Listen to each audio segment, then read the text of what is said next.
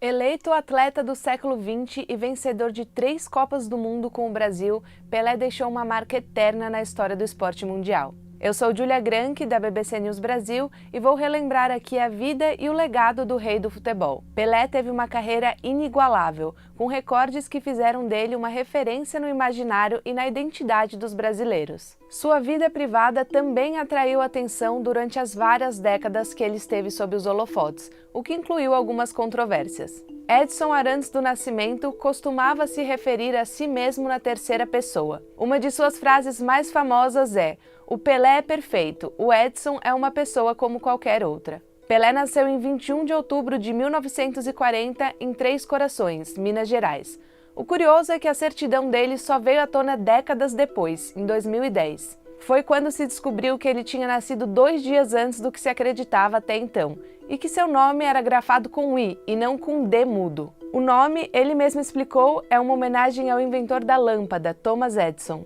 A luz elétrica tinha acabado de chegar no bairro onde seus pais moravam. A infância foi pobre, com pouca comida e nenhum luxo. A família se mudou primeiro para Bauru, no interior de São Paulo. Ali, Pelé vendeu amendoim e engraxou sapatos para ajudar a mãe a sustentar a casa. Aos 9 anos, viu o pai chorar ao pé do rádio com a derrota da seleção brasileira para o Uruguai no Maracanã, na final da primeira Copa do Mundo realizada no Brasil. Após o 2-1, Pelé disse ter sentado no colo do pai e prometido a ele: "Ainda vou ser campeão mundial para deixar você feliz". Não demorou para ele mostrar o seu talento, primeiro no Bauru Atlético Clube e depois, já adolescente, no Santos. Ele marcou 4 gols logo na estreia do time num jogo treino. Os gols, apesar de não terem entrado para as estatísticas oficiais da carreira, cacifaram o menino a jogar nas partidas oficiais do Santos. Foi o começo de sua épica jornada santista, que inclui 2 mundiais de clubes e 2 Libertadores da América.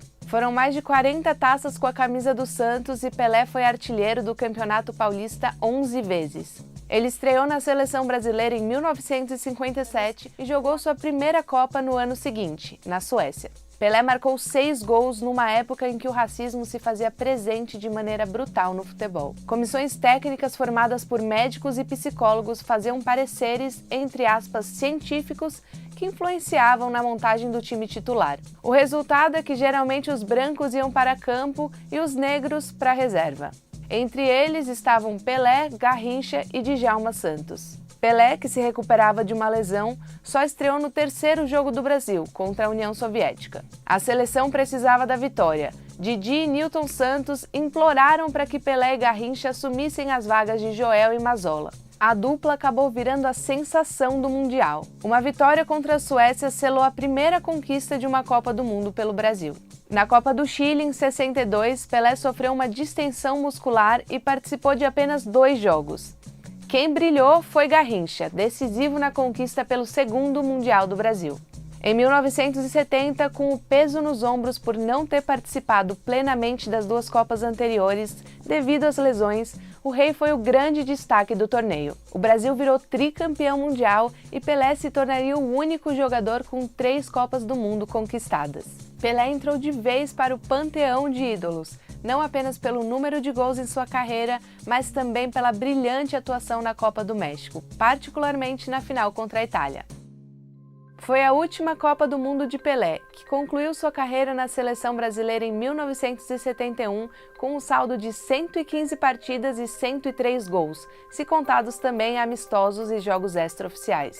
4 anos depois, foi a vez de encerrar a carreira no Santos. Pelé ainda jogou no New York Cosmos entre 1975 e 77 e ganhou status de celebridade nos Estados Unidos. Ele frequentava eventos ao lado de nomes como Frank Sinatra e Andy Warhol e esteve com 2 presidentes dos Estados Unidos. Existem diferentes contagens sobre quantos gols Pelé marcou, mas ele próprio dizia ter anotado 1.283 gols. Terminada a carreira no futebol, Pelé foi ministro dos esportes do governo FHC, quando a chamada Lei Zico virou Lei Pelé. A medida ampliou alguns dos direitos dos atletas e gerou debate ao extinguir a Lei do Passe, que vinculava os jogadores a seus clubes de origem, mesmo na ausência de contrato. Ao longo de toda a sua vida, foi alvo do eterno debate que alimenta a rivalidade entre Brasil e Argentina. Quem foi o melhor jogador de todos os tempos, Pelé ou Diego Maradona? Quando Maradona morreu, em novembro de 2020, Pelé prestou homenagem ao argentino no Twitter e disse esperar que eles pudessem um dia jogar bola juntos no céu. A vida pessoal, a do Edson Arantes do Nascimento, não escapou de polêmicas. Em 1996, o processo de paternidade de Sandra Regina Machado Arantes do Nascimento ganhou as manchetes brasileiras. Pelé negou a paternidade dela e recorreu 13 vezes, até fazer um exame de DNA e ser obrigado a reconhecer que ela era mesmo sua filha. Também teve o envolvimento de seu filho, Edinho, com tráfico de drogas e lavagem de dinheiro. Edinho foi condenado a 33 anos de prisão em 2005, teve a pena reduzida em fevereiro de 2017 e foi preso várias vezes por não cumprir medidas da liberdade provisória. Acabou sendo libertado em 2019 e hoje é técnico de futebol. Em 2020, em entrevista ao canal Sport TV, Edinho disse ser inocente e injustiçado. Mas talvez uma das questões mais controversas da trajetória do rei do futebol seja racial. Mesmo sendo considerado o maior jogador do século XX e uma inspiração para milhões de negros no mundo inteiro, Pelé nunca se engajou na luta contra o racismo. Ele foi alvo de racismo em diversos momentos da sua carreira. A biógrafa Angélica Basti destaca, porém, que a trajetória de Pelé foi, mesmo assim, fundamental para dar reconhecimento à população negra no esporte brasileiro. Os problemas de saúde tornaram as aparições de Pelé mais raras nos últimos anos. Em 2021, ele foi diagnosticado com um tumor no cólon, para o qual ainda recebia tratamento. Mas seu legado no esporte continuará. O jornalista e dramaturgo Nelson Rodrigues costumava dizer que Pelé podia virar-se para Michelangelo, Homero ou Dante e cumprimentá-los com íntima efusão. Como vai, colega?